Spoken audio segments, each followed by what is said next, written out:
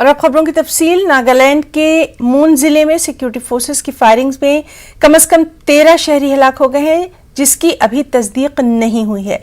वहीं एक फौजी जवान की भी मौत हुई है। वज़ीर आला नेफ्यूरियो ने वाक़े की आला सतही तहक़ीक़ात का हुक्म दे दिया है। लोगों से अमन व अमान बरकरार रखने की अपील की गई है। फायरिंग के बाद से इलाके में हालात बेहद कशीदा बताए जा रहे हैं। ज़राए के मुताबिक ये वाक़या उस वक्त पेश आया जब गांव वाले पिकअप ट्रक में अपने घरों को लौट रहे थे। वाक़े के बाद लोगों की लाशें देखकर गुस्से में देहातियों ने सिक्योरिटी फोर्सेस की कई गाड़ियों को नजर आतिश कर दिया। आग लगने से सिक्योरिटी फोर्सेस समेत कई अफराद जख्मी हुए। इस वाक़े पर अफसोस का इजहार करते हुए वज़ीर आला ने ट्वीट करके इस वाक़े की मजम्मत की और अफसोस का इजहार किया।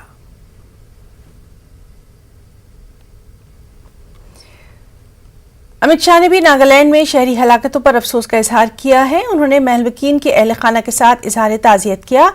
अपने ट्वीट में उन्होंने लिखा कि रियासती हुकूमत ने जांच के लिए SIT तश्कील दी है। मामले की मुकम्मल जांच होगी। मुतासरा खानदानों के साथ इंसाफ को यकीनी बनाया जाएगा। चलिए सीधे रुख करेंगे गुवाहाटी का। हमारे साथ मौजूद हैं इस वक्त हमारे साथी निलॉय भट्टाचार्य। निलॉय, आपसे जानना चाहेंगे अभी तक इस मामले में क्या कुछ अपडेट, क्या कुछ डिटेल्स निकल कर आई हैं? जी हिना, अभी तक जो अनौपचारिक सूत्रों से जो खबर है वो कहा जा रहा है और इसका काफी सारे ट्वीट भी हुआ है कि असम नागालैंड की जो पूर्व मुख्यमंत्री TR जलेरैंग और नागालैंड की जो कांग्रेस की तरफ से जो ट्वीट किया गया है वहां पे ये बताया जा रहा है कि 13 जो वहां की जो 13 लोगों की जान गई है इस वारदात में और एक सुरक्षाकर्मी वहां पे शहीद हो गए। तो अब और कई सुरक्षाकर्मी घायल है। उन घायल सुरक्षाकर्मी को असम के दिनजान कैंप में शिफ्ट किया गया है, वहां उनकी इलाज हो रही है। और जो घायल वहां पे सिविलियंस है, मौन जिले के जो सिविलियंस है उनको असम मेडिकल कॉलेज डिब्रूगढ़ में शिफ्ट किया गया है। वहां पे 2 ऐसे शख्स है जिनका बुलेट इंजरी है, एक का सर से गोली निकल गया है, एक का हाथ से गोली निकल गया है, लेकिन उनका स्थिति अभी सामान्य बताया जा रहा है। मौन जिले की बात करें तो मौन जिले में एक टेंस्ड माहौल है। निश्चित रूप से कल रात की घटना के बाद वहां पे एक दबा उत्तेजना है और वहां पे पुलिस और सिक्योरिटी फोर्स वहां पे मुतयन किया गया है कि वहां की जो सिचुएशन है, वहां की जो स्थिति है वो और न बिगड़े। दूसरी ओर आज करीबन 2 बजे कोहिमा जो राज्य की जो कैपिटल है वहां पे 3 क्रॉप्स जो ऑपरेशन देखते हैं इन राज्यों में, 3 क्रॉप्स का एक और असम राइफल्स का प्रेस कॉन्फ्रेंस है। उस प्रेस कॉन्फ्रेंस में ये साफ होगा कि एक्चुअली वहां पे क्या घटा था, क्योंकि बताया जा रहा था कि एक ट्रक में 3 वहां के युवक कोयला खदान से लौट रहे थे, उनको रोकने के लिए वो कहा गया था और नहीं रुकने के बाद ये वहां की जो स्थिति है वो बना। असम जो आर्मी की तरफ से या जो वहां की जो सेना की तरफ से जो press release, initial press release आया है वहां पर वो ये कह रहे हैं कि वहां पे इंफॉर्मेशन था कि वहां पे संदिग्ध उग्रवादी का मूवमेंट है और उस मूवमेंट को न्यूट्रलाइज करने के लिए ऑपरेशन चलाया गया था और ऑपरेशन के दौरान ये घटना घटा है। आपसे हम जानना चाहेंगे क्योंकि काफी अरसे से आप वहां पर कवर करते रहे हैं तमाम तर हालात को, अपनी तरह का ये पहला वाकया है, इस तरह की पहली बात सामने आई है? जी देखिए, इस तरह का कि जो इस तरह की बड़ा घटना अगर कहे तो इस तरह की बड़ा घटना निश्चित रूप से ये पहली बार है। और दूसरी बात एक चीज और है कि नागालैंड की जो अभी स्थिति है, नागालैंड की शांति के लिए NSC and IM केंद्र सरकार और राज्य सरकार के बीच आलोचना अब जारी है। वहां पे टॉक्स जारी है, दिल्ली में टॉक्स हो रही है और नागालैंड की शांति के लिए जो frame of work of agreement है उस पे काम हो रहा है। और इस पे जब इतना बातचीत हो रही है तो उसके बीच ये घटना घटी है। और दूसरी बात है कि जो कोन्याक वहाँ की जो जनजाति है, कोन्याक जनजाति है, उसका विरोध आज कोहिमा के पास जो इंटरनेशनल हॉर्नबिल फेस्टिवल हो रही है। इंटरनेशनल फेस्टिवल पूर्वोत्तर की एकमात्र ऐसी फेस्टिवल है जो पूरे दुनिया में प्रचलित फेमस है। तो उस हॉर्नबिल फेस्टिवल में आपका कोन्याक ट्राइब और कोन्याक के साथ और 6 ट्राइबों के जो वहां पे घर वहां पे बनाते हैं, इन लोग मोरोंग कहते हैं, वहां पे एग्जीबिशन के दौरान उस मोरोंग में काला झंडा फहराया गया है, वहां पे डेमोन्स्ट्रेशन किया गया है, 2 मिनट का मौन वहां पे श्रद्धांजलि जताया गया इन मृतकों के प्रति। तो निश्चित रूप अब नागालैंड की जो कैबिनेट है, फिर कैबिनेट अब कुछ मिनटों के बाद वहां पे वहां बैठ रहे हैं। जी निलॉय, तो लगातार वहां के हालात पर हमारी नजर बनी हुई है। अपडेट हम आपसे आगे भी बुलेटिन में लेते रहेंगे। बहुत बहुत शुक्रिया आपका अदा करना चाहेंगे तमाम तर तफसीलात के लिए। और इस वक्त की एक अहम खबर आपको दे दें, तेलंगाना के जिला जगतियाल से है, जहां एक सड़क हादसा पेश आया है और इस हादसे में आरटीसी बस और कार के दरमियान ये टक्कर बताई जा रही है। 3 अफराद की मौत की खबर है, 3 अफराद शदीद जख्मी बताए जा रहे हैं। आपको बताएं कि बहलवकीन में 2 बच्चे भी शामिल हैं। तो तेलंगाना से अफसोसनाक खबर, जिला जगतियाल में एक सड़क हादसा पेश आया। तस्वीरों में आप देख सकते हैं आरटीसी बस और कार के दरमियान यह हादसा पेश आया, जिसमें 3 अफराद की मौत हो गई, 3 अफराद शदीद जख्मी बताए जा रहे हैं। महलवकीन में 2 बच्चे भी शामिल हैं। लगातार इस खबर से मुताल्लिक तफसीलात पर हमारी नजर बनी हुई है। एक और बेहद अहम खबर, ओमिक्रॉन का पहला मामला दिल्ली में सामने आ गया है। 12 अफराद की रिपोर्ट सामने आई है, जिनमें से एक शख्स की इब्तिदाई रिपोर्ट में ओमिक्रॉन पॉजिटिव पाया गया है। ये शख्स तंजानिया से लौटा है। जराये के मुताबिक फिलहाल ये सिर्फ एक मुमकिना केस है, लेकिन इसकी हतमी रिपोर्ट कल आएगी। इब्तिदाई रिपोर्ट में ये ओमिक्रॉन से मुतासिर पाया गया है। वज़ीर सेहत सत्येंद्र जैन के मुताबिक दूसरे ममालिक से आने वाले तमाम लोगों की सख्ती से जांच की जा रही है। बाहर से आने वाले 17 अफराद मुस्बत पाए गए हैं। इसके अलावा उनके खानदान के 6 अफराद भी कोरोना पॉजिटिव पाए गए हैं।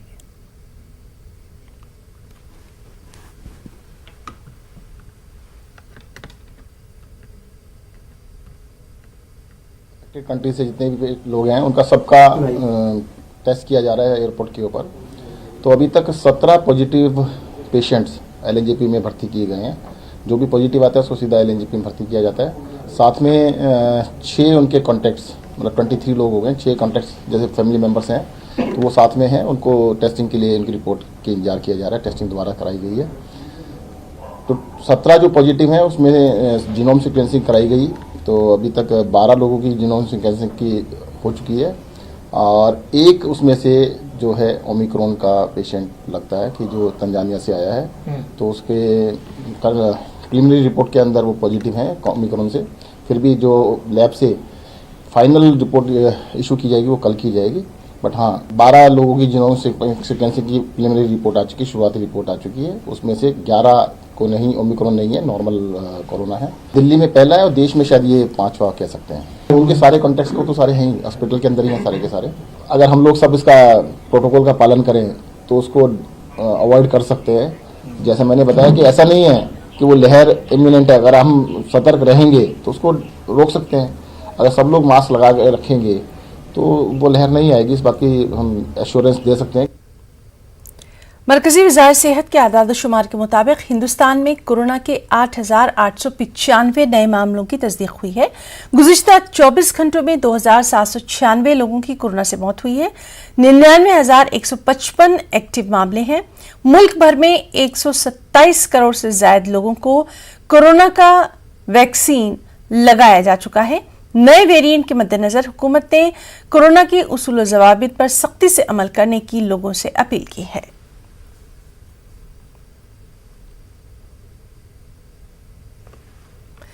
गिरदाबी तूफान जवाद आज ओडिशा के पुरी तक पहुंचने से पहले काफी कमजोर हो सकता है। इससे पहले जवाद हफ्ते को कमजोर होकर गहरे दबाव में तब्दील हो गया था। जवाद के कमजोर होने की वजह से आंध्र प्रदेश, ओडिशा और मगरबी बंगाल के कई इलाकों में रहने वाले लोगों ने राहत की सांस ली है। इस दौरान हिंदुस्तान के महकमा मौसमियात ने आज मगरबी बंगाल और गंगा के किनारे शुमाली ओडिशा में भी अलग थलग मुकामात पर शदीद बारिश का इम्कान जाहिर किया है। महकमा मौसमियात की जानिब से जारी करदा पेशनगोई में कहा गया है कि असम, मेघालय और त्रिपुरा के कई इलाकों में इतवार और पीर के रोज मूसलाधार बारिश हो सकती है।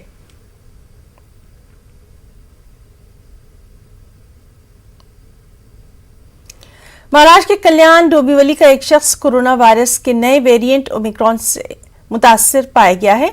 महाराष्ट्र में इस शक्ल के इन्फेक्शन का ये पहला और मुल्क में चौथा मामला है।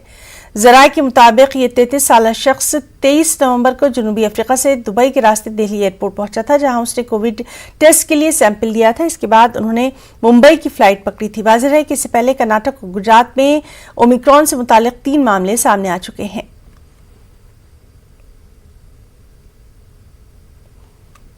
उत्तर प्रदेश के वज़ीर आला योगी आदित्यनाथ ने गोरखपुर में एक प्रेस कॉन्फ्रेंस की। उन्होंने मीडिया से खिताब करते हुए कहा कि गोरखपुर में 7 दिसंबर को पीएम नरेंद्र मोदी नए खाद कारखाने का इफ्तिताह करने वाले हैं। नए खाद कारखाने के जरिए किसानों को फायदा होगा, नौजवानों को भी रोजगार के बेहतर मौके फराहम होंगे। प्रधानमंत्री मोदी जी ने 2016 में गोरखपुर के खाद कारखाने का शिलान्यास किया और एक समय सीमा के अंदर यह खाद कारखाना बनकर के तैयार है। 7 दिसंबर को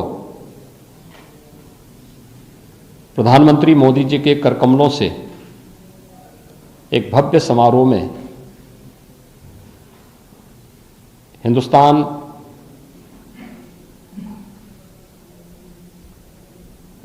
उर्वरक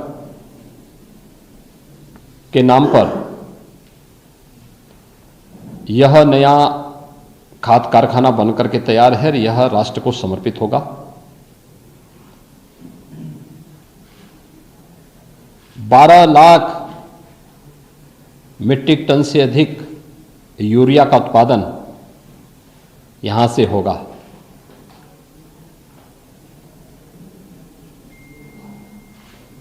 इसी प्रकार से यह खाद कारखाना केवल यहां पर किसानों को समय पर उर्वरक और रसायन उपलब्ध कराने में, बल्कि ढेर सारी रोजगार की संभावनाओं को आगे बढ़ाने में इसकी एक बहुत बड़ी भूमिका होगी।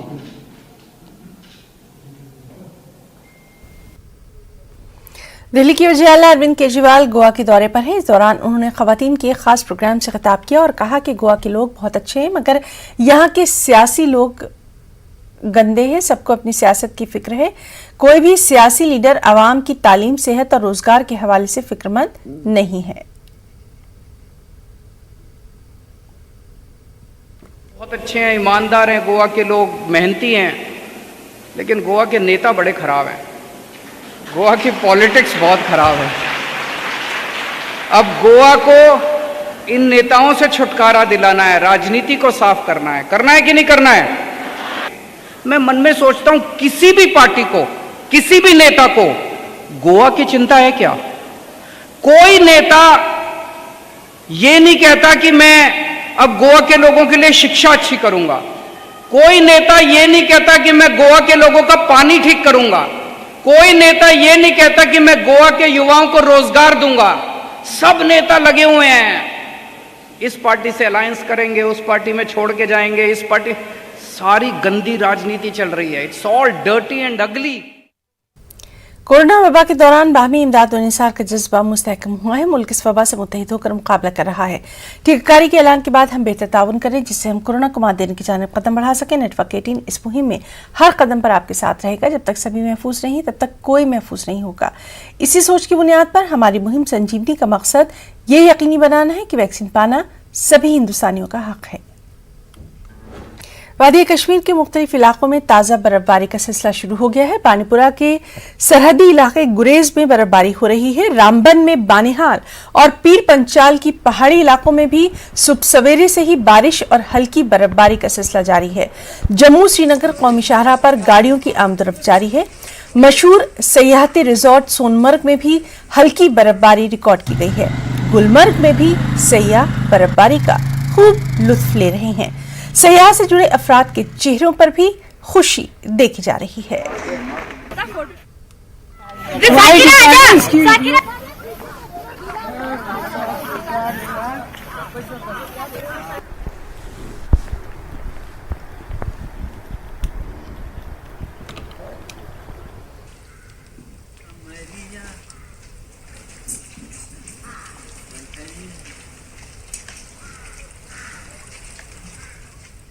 बढ़िया माशाअल्लाह। कहाँ से आप? हम गुजरात अहमदाबाद से। अहमदाबाद से। यहाँ आकर कैसा लगा? बहुत बढ़िया लग रहा है। फर्स्ट टाइम आपने स्नोफॉल देखा? First time. अच्छा, ड्रीम पूरा हो गया कि नहीं? ड्रीम पूरा हो गया। चलो, how do you feel? Good ma'am? Nice, enjoy it? Enjoy. First time snowfall देखा ma'am? First time snowfall, enjoy the snowfall. Muslim माशरे में कुरान शरीफ और उसकी तालीम की अहमियत की बातें तो बहुत की जाती हैं, मगर इसका दूसरा रुख ये भी है कि मुसलमानों की एक बड़ी आबादी खुद कुरान शरीफ की तालीम से ही दूर है। राजधानी भोपाल की मुस्लिम आबादी का बड़ा हिस्सा अरबी जबान से अदम वाकफियत के सबब कुरान को पढ़ने से ही कासिर है। जमीयतुल उलमा मध्य प्रदेश के जरिए ऐसे लोग जो कुरान शरीफ को पढ़ना चाहते हैं और अरबी जबान से नावाकिफ हैं, उन्हें मकामी जबान में कुरान का दर्स देने का सिलसिला शुरू किया गया है। जमीयतुल उलमा के जिम्मेदारान की उस वक्त हैरत की इंतहा नहीं रही जब उनके जरिए अरबी के साथ दूसरी मकामी जबान में कुरान हदिया करने का सिलसिला शुरू किया गया तो 100 में से 1-2 लोगों ने ही अरबी ज़बान में कुरान शरीफ को लेना पसंद किया। अक्सरियत ने मकामी ज़बान में कुरान शरीफ की तालीम हासिल करने को तरजीह दी। भोपाल के कुलारू गेहूं खेड़ा में मुनक़िदा कुरान की तालीम के प्रोग्राम में हमारे नुमाइंदे मेहताब आलम ने इस मौके पर जमीयतुल उलमा के जिम्मेदारान और मकामी लोगों से इस सिलसिले में खास बातचीत की है। तारीखी शहर, एक ऐसा शहर जहाँ पर 250 साल तक यहाँ पर मुस्लिम हुक्मरानों की हुकूमत रही है, लेकिन यहाँ पर एक अलमिया ये भी है कि एक बड़ी तादाद ऐसी है जो अरबी ज़बान से नावाकिफ़ है। जमीयत उलमा ने एक मुहिम शुरू की है कि वो तमाम लोग जो अरबी ज़बान से नावाकिफ़ हैं उन्हें मकामी ज़बान में, उर्दू में, हिंदी में कुरान की तालीम दी जाए, अल्लाह का पैगाम अल्लाह के बंदों तक पहुँचाया जाए। यहाँ पर हमारे साथ तमाम लोग मौजूद हैं, आइए उनसे बात करते हैं। ये जमीयत उलमा के सदर मोहतरम हाजी हारून साहब की राय के ऊपर ये काम किया जा रहा है ताकि जो लोग अरबी ज़बान नहीं जानते हैं और अभी तक उन्होंने पढ़ी भी नहीं है लेकिन पढ़ना भी चाहते हैं, लेकिन ज़िंदगी का काफ़ी हिस्सा ऐसा गुजर गया, 60 साल 70 साल की उम्र हो चुकी है, तो अब उनके अंदर ये जज्बा पैदा हुआ कि हम अरबी ज़बान सीखें। तो इसलिए भी ये हल्का यहाँ कायम किया गया है इसी मदरसे के अंदर, जहाँ 2 घंटे हम फ्री देंगे। जो हजरात सीखना चाहें तो इंशाअल्लाह उनको सिखाया जाएगा कुरान करीम। और जब तक के लिए ये हिंदी ज़बान जानते हैं तो उनको हिंदी का एक कुरान करीम हदिया किया जा रहा है ताकि जब तक अरबी ना आए जब तक इससे वो अपना तिलावत कर सकें और सवाब दारैन हासिल कर सकें। पढ़ते हैं, पहले भी पढ़ते थे और अब ये मतलब पहल की है, इसको पढ़ेंगे इंशाल्लाह, डेली पढ़ेंगे इसको। अनिल भाई, आपके लिए कितना खास मौका है कि आपको हिंदी में कुरान पाक दिया? सर ये तो हमारे लिए बहुत ही दिलचस्पी वो हो रही है, क्योंकि मैं शुरू से कुरान पढ़ना चाहता था लेकिन अरबी नहीं पढ़ पा रहा था, और आज ये हमारे उलमा ने सदस्य ने ये मुहिम चलाई तो इंशाल्लाह मैं कुरान पढ़ना चाहूँगा और हिंदी से मैं शुरुआत करके अरबी तक मैं सीख लूँगा। बहुत खुशी का मौका है। हम पढ़ नहीं पाते थे, इसलिए अल्लाह ने हमें किताब दिलवा दी। इंशाल्लाह हम कल से शुरू करेंगे। कब से अरमान था कि अल्लाह ने मौका दे कि हम कुरान पढ़ेंगे? हमको बहुत दिनों से अरमान था पढ़ने का, तो अब आज बहुत खुशी है, अब पढ़ेंगे। जो लोग बरसों से ये चाहते थे कि अल्लाह का कलाम वो पढ़ सकें लेकिन ज़बान न जानने की वजह से वो नहीं पढ़ पा रहे थे, अब जमीयत उलमा ने ये मुहिम शुरू की है कि अल्लाह का पैगाम अल्लाह के बंदों तक पहुँचाया जाए और जिस ज़बान को भी वो जानते हैं उस ज़बान में कुरान की तालीम उनको दी जाए ताकि वो महरूम ना रह सकें। कैमरामैन दीपक कुमार के साथ मेहताब आलम, न्यूज़ 18 उर्दू, भोपाल। मुंबई टेस्ट में न्यूजीलैंड के गेंदबाज एजाज पटेल ने शानदार मुजाहरा करके अपना नाम रिकॉर्ड बुक में दर्ज करा लिया है। एजाज पटेल ने 10 विकेट झटक कर अनिल कुंबले और जिम लेकर के अनोखे रिकॉर्ड की बराबरी की है। एक खास रिपोर्ट।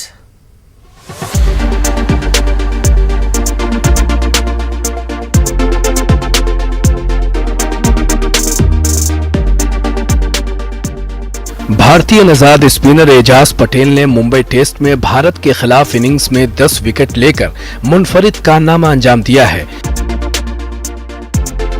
वो यह एजाज हासिल करने वाले दुनिया के तीसरे बॉलर बन गए हैं। भारत के खिलाफ दूसरे टेस्ट की पहली इनिंग्स में एजाज पटेल ने 47 ओवर और 5 गेंद में 119 रन देकर 10 विकेटें हासिल की। एजाज पटेल ने न्यूजीलैंड के लिए बेहतरीन कारकर्दगी का नया रिकॉर्ड भी कायम कर दिया। इससे पहले रिचर्ड हेडली ने 1985 में ऑस्ट्रेलिया के खिलाफ एक इनिंग्स में 52 रन देकर 9 विकेटें हासिल की थीं। बाएं हाथ से गेंद करने वाले स्पिनर एजाज पटेल ने इंडिया के खिलाफ जारी मुंबई टेस्ट के पहले दिन जब कप्तान विराट कोहली को चौथी गेंद पर ही 0 पर LBW किया तो ये उनकी बहुत बड़ी कामयाबी तस्वुर की जा रही थी। लेकिन किसे पता था कि कि मैच के दूसरे दिन यही एजाज पटेल क्रिकेट की तारीख के एक मुनफरिद कारनामे में अपना नाम भी शामिल कर लेंगे, और वो भी उसी शहर में जहां वो पैदा हुए थे। एजाज पटेल से कबल इंग्लैंड के ऑफ स्पिनर जिम लेकर और इंडिया के लेग स्पिनर अनिल कुंबले ये कारनामा सरअंजाम दे चुके हैं। एजाज पटेल की इस कारकर्दगी को इसलिए भी खास माना जा रहा है क्योंकि वो अपने मुल्क से बाहर ये कारनामा करने वाले पहले खिलाड़ी हैं। एजाज पटेल का पूरा नाम एजाज यूनुस पटेल है। वो 21 अक्टूबर 1988 को मुंबई में पैदा हुए थे। 1996 में उनके खानदान ने न्यूजीलैंड में मुस्तकिल सुकूनत इख्तियार कर ली थी। एजाज पटेल के कारनामे के बाद मशहूर साबिक खिलाड़ियों ने एजाज पटेल को मुबारकबाद पेश की। उनमें खास तौर पर अनिल कुंबले का नाम भी शामिल है। अनिल कुंबले अपने ट्विटर हैंडल पर लिखते हैं कि परफेक्ट 10 क्लब में एजाज पटेल को खुशामदीद। अच्छी बॉलिंग की, टेस्ट मैच के पहले और दूसरे दिन उसे हासिल करने की खूब जद्दोजहद की गई। वहीं रवि शास्त्री लिखते हैं कि क्रिकेट के खेल में सबसे मुश्किल कामों में से एक है कि एक इनिंग्स में अपनी झोली में पूरी टीम के विकेट्स डालना है। सचिन तेंदुलकर लिखते हैं कि टेस्ट क्रिकेट में एक इनिंग्स में 10 में से 10 विकेटें लेने पर मुबारकबाद। घर से दूर घर पर इस नादिर कारनामे को हासिल करना वाकई खास बात है। जबकि वीरेंद्र सहवाग लिखते हैं कि खेल में हासिल करने के लिए सबसे मुश्किल चीजों में से एक है कि एक इनिंग्स में 10 विकेटें हासिल की जाएं। ये यादगार लम्हा होता है। मुंबई में पैदा हुए, मुंबई में तारीख रकम की। वहीं इरफान पठान लिखते हैं कि बराहे करम किसी भी हिंदुस्तानी को किसी दूसरे मुल्क न जाने दें। बेहतर है कि उनसे दरियाफ्त भी न करें। 10 का दम। वाज़ेह हो कि एजाज पटेल का टेस्ट क्रिकेट में आगाज यादगार साबित हुआ था। अपनी पहली इनिंग्स में उन्होंने पाकिस्तानी कप्तान सरफराज अहमद और बिलाल आसिफ की विकेटें हासिल की थीं। दूसरी इनिंग्स में उनकी 59 रन के एवज 5 विकेटों की शानदार कारकर्दगी ने न्यूजीलैंड को सिर्फ 4 रन की ड्रामाई जीत से हमकिनार कर दिया था। Bureau report, news 18 Urdu.